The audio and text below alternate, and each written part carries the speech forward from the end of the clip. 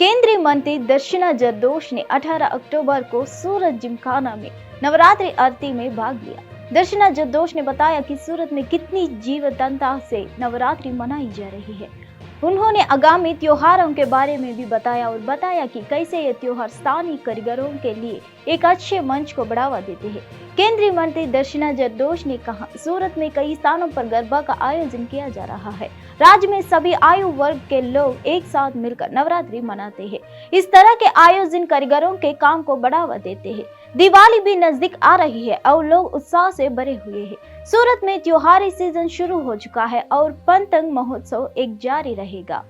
प्रधानमंत्री श्री नरेंद्र भाई मोदी जी ने नवरात्रि को जब से वाइब्रेंट बनाया था, पूरी दुनिया में लोग नवरात्रि की राह देखते हैं। एक साथ में अपनी संस्कृति का जतन और माता की भक्ति के लिए यहाँ पे लोग इकट्ठा होते हैं और एक साथ में 10 दिन माता जी की आराधना करते हैं।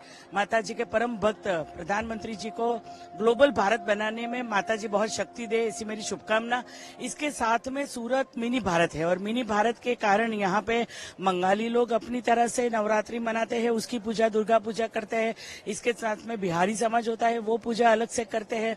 वृंदावन की रासलीला भी यहीं पे होती है और यहाँ पे माता जी की आराधना भी होती है। सूरत सिटी जिमखाना के अंदर आज पूरे शहर में मुझे ख्याल है कि 35 से ज्यादा पर्सनल आयोजक और जो लोग जहाँ रहते हैं अपने घर के सामने सोसाइटी में अपने बंगलोज के साथ में एक साथ पर मिलकर पुरानी गलियों के बीच में जो शेरी का हम गरबा का महत्व है।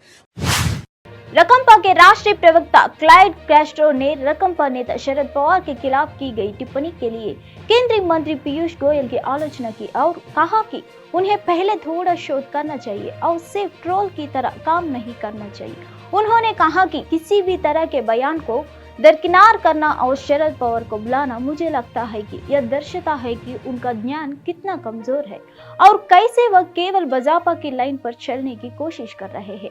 एनसीपी के राष्ट्रीय प्रवक्ता क्लाइड कैस्ट्रो ने कहा कि पीयूष गोयल केंद्र सरकार में मंत्री है और उन्हें अपना थोड़ा होमवर्क करने की जरूरत है, क्योंकि उन्हें यह पता नहीं है कि उनके अन्य मंत्री या उनकी कैबिनेट क्या है सहकर्मी फिलिस्तीनी के बारे में बात कर रहे हैं।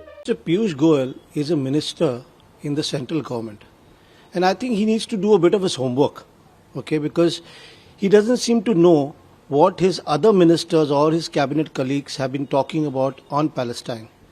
Also, at the same time, I think Mr. Piyush Goyal needs to go back into history and also do a bit of study, because the earlier ex-Prime Minister of India, Mr. Atal Bihari Vajpayee, also supported the cause of Palestine.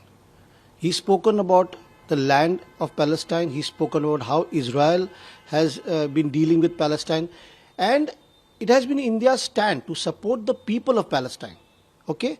Now, when I talk about him doing a bit of homework and trying to know what is happening around him, he should also go back a few days, and go and read what our External Affairs Minister, Mr. Jaishankar, had said. Mr. Jaishankar had spoken on the call for आम आदमी party के छत्तीसगढ़ प्रभारी संजीव झा ने 19 अक्टूबर यानी आज कहा कि छत्तीसगढ़ विधानसभा चुनाव के लिए दूसरे दौर पर मतदान की तारीखों का बदलने की आपकी मांग छठ पर्व को देखते हुए की गई है। झा ने कहा कि छत्तीसगढ़ की आबादी में बड़ी संख्या में उत्तर भारत के लोग शामिल हैं, जो छठ पूजा मनाने के लिए घर वापस जाएंगे, जिससे चुनाव के दौरान मतदान में भागीदारी कम होगी। आपके छत्तीसगढ़ी प्रभारी संजीव झा ने कहा, हमने चुनाव आयोग को पत्र लिखा है और छत्तीसगढ़ विधानसभा चुनाव के दूसरे चरण के मतदान की तारीखों को 17 से 25 नवंबर तक बदलने का अनुरोध किया है, क्योंकि उस दौरान मतदान में भागीदारी कम होगी छठ पूजा के कारण। छत्तीसगढ़ के दूसरे फेज के चुनाव को आगे बढ़ाने के लिए आवेदन दिया है, वो क्यों? और देखिए, जैसा कि आप सबको जानकारी होगी कि छत्तीसगढ़ में सभी अलग अलग राज्यों से लोग हैं, खासकर उत्तर भारत के बहुत सारे लोग हैं और 17, 18, 19 छठ का पर्व है, जो आस्था का बहुत बड़ा पर्व होता है उत्तर भारतीयों के लिए। तो इसमें बहुत सारे लोग यहाँ से अपने घर जाते हैं और छठ मनाने के लिए। अब इलेक्शन कमीशन की जिम्मेदारी रहती है, बहुत खर्चे भी करते हैं कि अवेयरनेस को लेकर, ताकि वोटिंग पार्टिसिपेशन बढ़े। तो अगर ये सब लोग घर चले गए तो वोटिंग पार्टिसिपेशन बहुत कम हो जाएगी। तो इस मद्देनजर हमने इलेक्शन कमीशन से ये निवेदन किया है कि इसको 17 से 25 कर दिया जाए, क्योंकि राजस्थान में भी किया गया है। राजस्थान में भी इसी के मद्देनजर छठ पूजा और तमाम जो फेस्टिवल है उसके मद्देनजर इसको बढ़ाया गया है, डेट को बढ़ाया गया है। तो उसी भांति यहां भी बढ़ा दिया जाए। जब चुनाव की घोषणा हुई उस समय ये मांग आपने क्यों नहीं किया? नहीं, हमने अगले ही दिन हमने चिट्ठी लिख करके इलेक्शन कमीशन को दिया था। आज फिर जाकर के हमारे से प्रतिनिधि उनके मिल करके उनसे बात किया कि हमने पहले दिया था, उस पर कोई संज्ञान नहीं आ पाया है। तो फिर से निवेदन करने के लिए हमारे सारे लोग गए थे आज कि इसको इलेक्शन कमीशन को इस डेट को बढ़ाए ताकि ज्यादा से ज्यादा लोग छत्तीसगढ़ में वोट में पार्टिसिपेट कर पाए। मुझे लगता है कि सभी पार्टियों ने भी निवेदन किया है, कांग्रेस ने भी निवेदन कर रही है, बीजेपी भी निवेदन कर रही है। तो मुझे लगता है कि इलेक्शन कमीशन इसको गंभीरता से ले। बुधवार की रात दिल्ली के नरेला इलाके में एक नवरात्रि मेले में तकनीकी करीबों के कारण पेरिस व्हील की सवारी में फंसने से लगभग 50 लोगों को बहुत कष्ट का सामना करना पड़ा।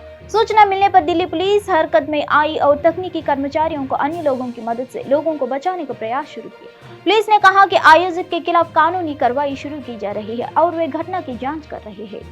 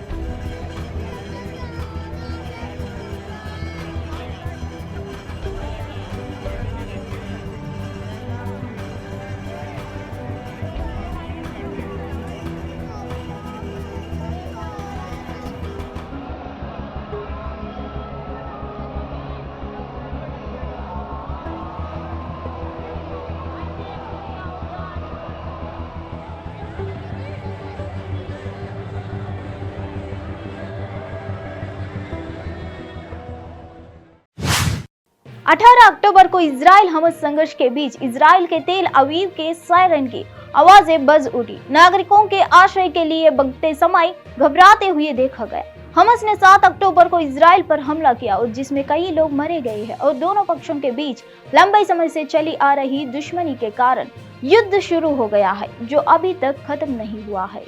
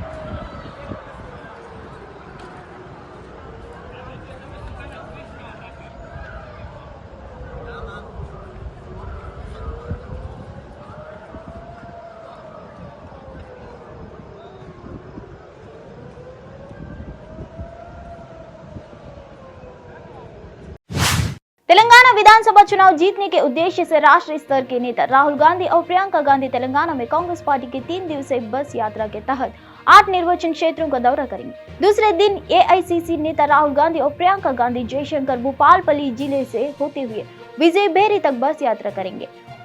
मेडीपल्ली में पार्टी पदाधिकारियों का स्वागत किया जाएगा। राहुल गांधी बाइक रैली के जरिए काटाराम सेंटर पहुंच रहे हैं। काटाराम सेंटर में राहुल गांधी और प्रियंका गांधी सभा को संबोधित करेंगे।